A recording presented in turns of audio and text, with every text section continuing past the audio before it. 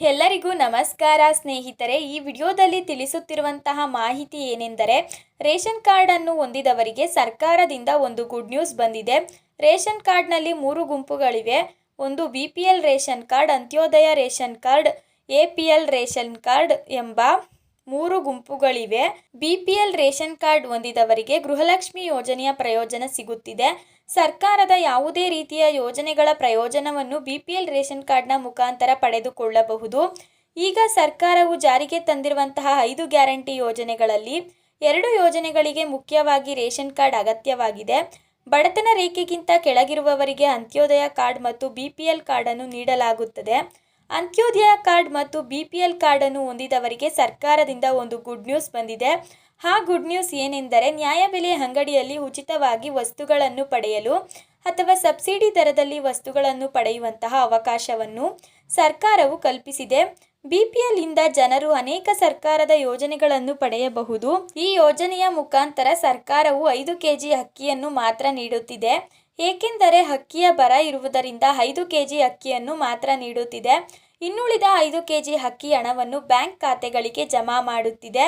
ಪ್ರತಿ 1 kg ಅಕ್ಕಿಗೂ 34 ರೂಪಾಯಿ ಹಣದಂತೆ 5 kg ಅಕ್ಕಿಯ ಹಣವನ್ನು ಸರ್ಕಾರವು ಪ್ರತಿ ತಿಂಗಳು ರೇಷನ್ ಕಾರ್ಡ್ ಫಲಾನುಭವಿಗಳ ಖಾತೆಗೆ ಜಮಾ ಮಾಡಲಾಗುತ್ತಿದೆ. ಈಗಾಗಲೇ ಹೊಸ ರೇಷನ್ ಕಾರ್ಡ್ಗೆ ಅರ್ಜಿಯನ್ನು ಸಲ್ಲಿಸುವವರಿಗೆ ಏಪ್ರಿಲ್ 1ನೇ ತಾರೀಕಿನಿಂದ ಅವಕಾಶವನ್ನು ಕಲ್ಪಿಸಿಕೊಟ್ಟಿದ್ದು, ಕಾರ್ಡಿಗೆ ಅರ್ಜಿಯನ್ನು ಸಲ್ಲಿಸುವಂತಹ ಅಭ್ಯರ್ಥಿಗಳು ಕೂಡಲೇ ಹೊಸ ರೇಷನ್ ಕಾರ್ಡ್ಗೆ ಅರ್ಜಿಯನ್ನು ಸಲ್ಲಿಸಿ. ಹೊಸ ರೇಷನ್ ಕಾರ್ಡ್ಗೆ ಅರ್ಜಿಯನ್ನು ಯಾವ ರೀತಿಯಾಗಿ ಸಲ್ಲಿಸಬೇಕು ಎಂಬ ಒಂದು ವಿಡಿಯೋವನ್ನು ಕೂಡ ಮಾಡಿದ್ದೇನೆ. ಆ ವಿಡಿಯೋದಲ್ಲಿ ನಾನು ಸಂಪೂರ್ಣವಾಗಿ ಹೊಸ ರೇಷನ್ ಕಾರ್ಡ್ಗೆ ಯಾವ ರೀತಿಯಾಗಿ ಅರ್ಜಿಯನ್ನು ಸಲ್ಲಿಸಬೇಕೆಂಬ ಎಲ್ಲ ಮಾಹಿತಿಯನ್ನು ಕೂಡ ನೀಡಿದ್ದೇನೆ. ಚಾನಲ್ಗೆ ಹೋಗಿ ಆ ವಿಡಿಯೋವನ್ನು ನೋಡಿ. ರೇಷನ್ ಕಾರ್ಡ್ಗೆ ಅರ್ಜಿಯನ್ನು ಸಲ್ಲಿಸುವ ಸಂಪೂರ್ಣ ಮಾಹಿತಿಯನ್ನು ನೀಡಲಾಗಿದೆ. ಉಪಯುಕ್ತವಾದಂತಹ ಮಾಹಿತಿಯನ್ನು ಪಡೆಯಿರಿ. ರೇಷನ್ ಕಾರ್ಡುದಾರರಿಗೆ ಇನ್ನು ಮುಂದೆ ಸಿಗುತ್ತೆ 46 ಧಾನ್ಯಗಳು ಮತ್ತು ಇನ್ನಿತರ ವಸ್ತುಗಳು. ಸರ್ಕಾರವು ಈಗಾಗಲೇ ಈ ಒಂದು ಗುಡ್ ನ್ಯೂಸ್ ಅನ್ನು ರೇಷನ್ ಕಾರ್ಡ್ ಫಲಾನುಭವಿಗಳಿಗೆ ನೀಡಿದೆ. ಯಾವ ರೀತಿಯ ಧಾನ್ಯಗಳನ್ನು ನೀಡುತ್ತದೆ ಎಂದರೆ, ಅಕ್ಕಿ, ಗೋಧಿ, ರಾಗಿ, ಎಣ್ಣೆ ಮತ್ತು ಇನ್ನಿತರ ವಸ್ತುಗಳನ್ನು ಕೂಡ ಸರ್ಕಾರವು ನೀಡುತ್ತಿದೆ. ಇನ್ನಿತರ ಸಾಮಗ್ರಿಗಳನ್ನು ಸಬ್ಸಿಡಿಯ ದರದಲ್ಲಿ ಪಡೆಯಬಹುದು ಎಂದು ಸರ್ಕಾರವು ತಿಳಿಸಿದೆ. ಸರ್ಕಾರವು ಹಲವಾರು ರೇಷನ್ ಕಾರ್ಡುಗಳನ್ನು ರದ್ದುಗೊಳಿಸಿದೆ. ಏಕೆಂದರೆ ನಕಲಿ ರೇಷನ್ ಕಾರ್ಡುಗಳನ್ನು ಕೂಡ 2-3 ರೇಷನ್ ಕಾರ್ಡುಗಳನ್ನು ಉಪಯೋಗಿಸುತ್ತಿರುವವರ ರೇಷನ್ ಕಾರ್ಡ್ಗಳನ್ನು ಕೂಡ ರದ್ದುಗೊಳಿಸಿದೆ. ಯಾಕೆಂದರೆ ಅಗತ್ಯವಿರುವಂತಹ ಅಭ್ಯರ್ಥಿಗಳಿಗೆ ರೇಷನ್ ಕಾರ್ಡುಗಳನ್ನು ಕೊಡಬೇಕು.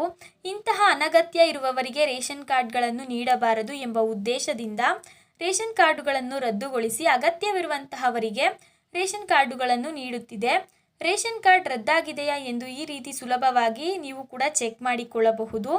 ನೀವು ಮೊದಲಿಗೆ ಆಹಾರ ಅಧಿಕೃತ ವೆಬ್ಸೈಟ್ಗೆ ಹೋಗಿ ರದ್ದಾಗಿರುವ ರೇಷನ್ ಕಾರ್ಡ್ ಅಥವಾ ತಡೆ ಹಿಡಿದಿರುವ ರೇಷನ್ ಕಾರ್ಡ್ ಕೂಡ ರದ್ದಾಗಿದೆ ಎಂದು ಪರಿಶೀಲಿಸಿಕೊಳ್ಳಿ.